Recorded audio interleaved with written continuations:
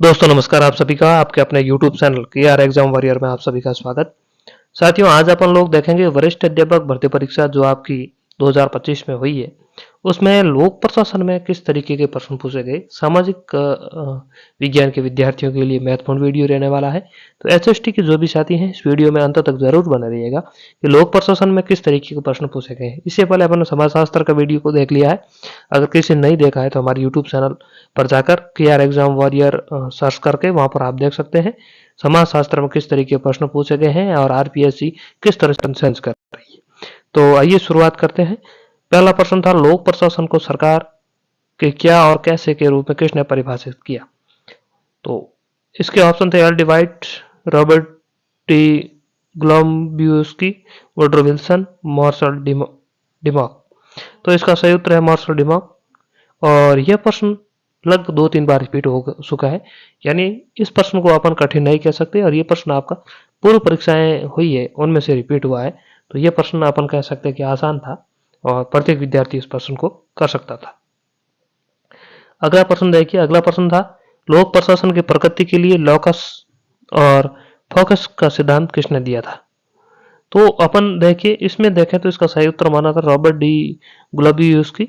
और यह प्रश्न भी सीधा का सीधा प्रत्येक गाइड से मिल रहा था और इस प्रश्न को भी अपन कठिन नहीं मान सकते। यह प्रश्न भी आप आसानी से कर सकते थे अगर आपने कलाम की गाइड पढ़ी है, पहली बात। दूसरी बात, अगर आपने हमारे नोट्स पढ़े थे KR एग्जाम वॉरियर के, तो उसमें भी यह सीधा सीधा मिल रहा था। इससे पहला वाला भी क्वेश्चन मिल रहा था और यह भी क्वेश्चन मिल रहा था। अगला देखिए। अगला प्रश्न था, यह किसने परिभाषित किया कि विवाह स्त्री और पुरुषों के पारिवारिक जीवन में प्रवेश करने वाली एक संस्था है। तो यह समाजशास्त्र का क्वेश्चन बीच में आ गया है और इसका सही उत्तर था ई बोर्गाडस। और यह भी एक परिभाषा पूछी गई थी और समाजशास्त्र में कुल मिलाकर 5 परिभाषाएं पूछी गई थी। और यह परिभाषा अपन कह सकते हैं कि एक आध किताब में आराम से मिल रही थी, बाकी जगह यह परिभाषा नहीं थी। अगला प्रश्न देखिए। प्रश्न था, प्रशासन का कार्यों को पूरा करना है, निर्धारित उद्देश्यों की प्राप्ति करना है, यह किस दृष्टिकोण को दर्शाता है। तो यह लोक प्रशासन की प्रबंधकीय दृष्टिकोण को दर्शाता है और यह प्रश्न यानी प्रबंधकीय दृष्टिकोण के आसपास प्रत्येक बार पूछा गया और इस बार भी यह प्रश्न रिपीट हुआ। अपने नोट्स में स्पष्ट रूप से मिल रहा था और बाकी अपन देखें कलाम की गाइड से भी यह प्रश्न मिल रहा था। अगला प्रश्न था, मैक्स वेबर ने प्राधिकार को कितने प्रकार बताए। 3 प्रकार बताए। सीधा सीधा प्रश्न रिपीट हुआ, कोई नया प्रश्न नहीं बनाया गया, तो यह प्रश्न भी रिपीट हुआ अपन मान सकते हैं। अगला प्रश्न देखिए। गैंग फ्लैग की अवधारणा का सुझाव किसने दिया। हेनरी फियोल ने दिया। लगभग हर किताब में हर गाइड में यह प्रश्न मिल रहा था, तो यह प्रश्न भी आसान ही था। अगला देखिए। अगला प्रश्न था, मिनोबुक सम्मेलन 3 के अनुसार सरकारी संस्थाओं के बीच समन्वय की कमी को दूर करने के लिए कौन सी संकल्पना प्रस्तुत की गई। तो यह प्रश्न काफी अच्छा और स्तरीय था। देखिए, मिनोबुक सम्मेलन 2 तक तो सभी ने और सभी गाइडों ने भी विस्तार से समझाया, लेकिन मिनोबुक सम्मेलन 3 को किसी भी गाइड में स्पष्ट रूप से नहीं दिया गया।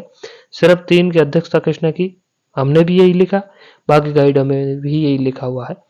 तो यह प्रश्न सीधा सीधा कहें कि बाहर गया है सभी से और इसका सही उत्तर माना गया था अंतर संचालनीयता। तो ये काफी अच्छा प्रश्न था, हो सकता है आने वाले एग्जाम में रिपीट हो, तो इसको आप याद जरूर करें। अगला प्रश्न था, फियोल द्वारा दी गई प्रबंधकीय गतिविधियों में POCCC में तीसरे C का पूर्ण शब्द क्या है। सही उत्तर है कंट्रोल या नियंत्रण। सभी जगह है और प्रत्येक गाइड में से ये प्रश्न मिल रहा था, तो इसको आप आराम से कर सकते थे।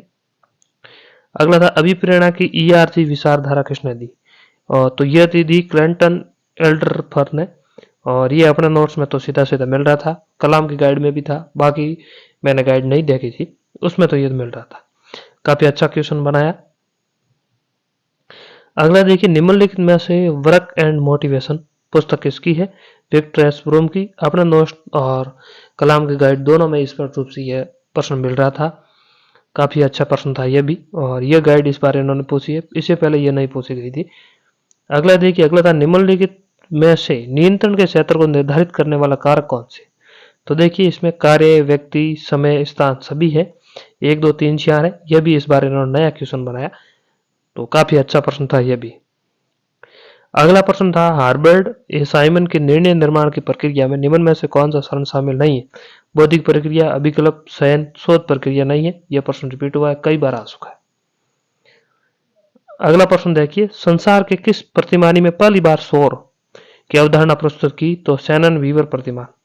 यह प्रश्न रिपीट हुआ है, सॉरी रिपीट नहीं हुआ है यह प्रश्न इन्होंने नया बनाया है और यह प्रश्न अपने नोट्स में तो मिल रहा था, बाकी कई सारी गाइडों में यह प्रश्न नहीं था। अगला देखिए, निम्नलिखित में से कौन सा मुख्य क्षेत्र प्रथम प्रशासनिक सुधार आयोग की प्रतिवेदनों में शामिल नहीं था? रेलवे, डाक तार, जीवन बीमा यह था, उच्च शिक्षा नहीं था। तो जो भी 20 प्रतिवेदन इन्होंने दिए थे उनमें से यह प्रश्न बनाया गया था और 20 प्रतिवेदन लगभग हर गाइड में लिखा हुआ था, याद विद्यार्थियों को करना था, यानी कुल मिलाकर है तो यह थोड़ा सा अच्छा क्वेश्चन अपन मान सकते हैं। अगला है, निम्नलिखित में से कौन सा जेबी वाटसन द्वारा प्रबंधन के नेतृत्व के मध्य अंतर की व्याख्या है? तो बताए गए 7S में से नहीं है। देखिए यह प्रश्न शिक्षण विधियों का प्रश्न है, लोक प्रशासन का नहीं है। लोक प्रशासन के इतने ही प्रश्न थे, अपन ने देखते हैं लगभग अब आगे प्रश्न है नहीं। हाँ, अगला क्वेश्चन है वो अपन कहें कि शिक्षण विधियों का था, यह लोक प्रशासन का है। द्वितीय प्रशासनिक सुधार आयोग ने अपने किस प्रतिवेदन में ई गवर्नेंस की अवधारणात्मक संरचना तथा राष्ट्रीय ई गवर्नेंस योजना के साथ साथ ज्ञान प्रदान की विवेचना दी? तो 11वां प्रतिवेदन था, यानी ई गवर्नेंस किसमें था? यह भी सीधा सीधा ही प्रश्न था। यह प्रश्न अगला अपन देखें कि आरटीआई अधिनियम के कौन सी धारा सार्वजनिक प्राधिकारियों द्वारा स्वतः प्रकटीकरण के अनिवार्य रूप बनाती है? तो धारा 4(1)(b। यह भी प्रश्न अपन माने तो गाइड से सीधा सीधा मिल रहा था। अगला देखिए, प्रथम प्रशासनिक सुधार आयोग ने किस रिपोर्ट में लोकपाल और लोकायुक्त संस्थाओं की स्थापना की सिफारिश की? तो नागरिकों की शिकायत निवारण की समस्याएं रिपोर्ट में। काफी अच्छा प्रश्न था, कलाम की गाइड से सीधा सीधा मिल रहा था। अगला देखिए, लोकपाल के पद के सर्जन की संस्तुति सर्वप्रथम किसके द्वारा की गई? तो प्रथम प्रशासनिक सुधार आयोग। तो ये आपके प्रश्न थे लोक प्रशासन के। तो लोक प्रशासन इस बार अपन देखें आरपीएससी ने ठीक ठाक पूछी, ज्यादा टफ नहीं पूछी। इसकी वजह क्या रही कि बाकी सब्जेक्ट टफ किए तो सभी इन्होंने टफ नहीं किए। लोक प्रशासन में लगभग 18 प्रश्न आए थे।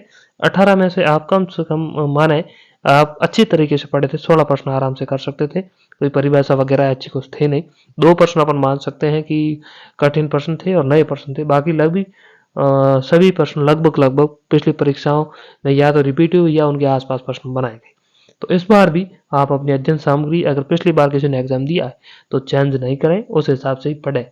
और नए विद्यार्थी हैं तो आप एक तो कलाम की गाइड ला सकते हैं, नई गाइड अगर बाजार में आए तब, अभी पुरानी गाइड है क्योंकि इस बार लोक प्रशासन में काफ़ी चेंज हो गया है और इस बार लोक प्रशासन और आसान बनाई है, इसलिए आपको ज़्यादा तनाव लेने की जरूरत नहीं है। क्योंकि जैसे महिला आयोग है, मानवाधिकार आयोग है, वित्त आयोग, निर्वाचन आयोग, ऐसे कुछ आयोग जोड़े हैं तो इसका आपको फायदा होगा। जो भी नए टॉपिक जुड़े हैं उनमें से नए प्रश्न आपको परीक्षा में जरूर मिलेंगे, 4-5 प्रश्न। तो इसलिए इस बार लोक प्रशासन तो और आसान कर दी है। प्रशासनिक सुधार आयोग वगैरह ये हटा दिए जैसे कि आपको समस्या ना हो। दूसरी देखिए, कलाम के नोट्स आप गाइड पढ़ सकते हैं। दूसरी आप अगर चाहें तो हमारे नोट्स भी पढ़ सकते हैं, KR एग्जाम वॉरियर नाम से नोट्स हैं और काफ़ी अच्छे नोट्स बनाए हमने, वहाँ से भी आप अध्ययन कर सकते हैं। तो ये 2 ही है अगर आप लोक प्रशासन पढ़ना चाहें। बाकी अगर आपको लगे कहीं से ऐसी गाइड है तो वो भी आप पढ़ सकते हैं जिनमें से पूरे प्रश्न मिले। तो धन्यवाद साथियों, मिलेंगे अगली वीडियो में, तब तक के लिए धन्यवाद।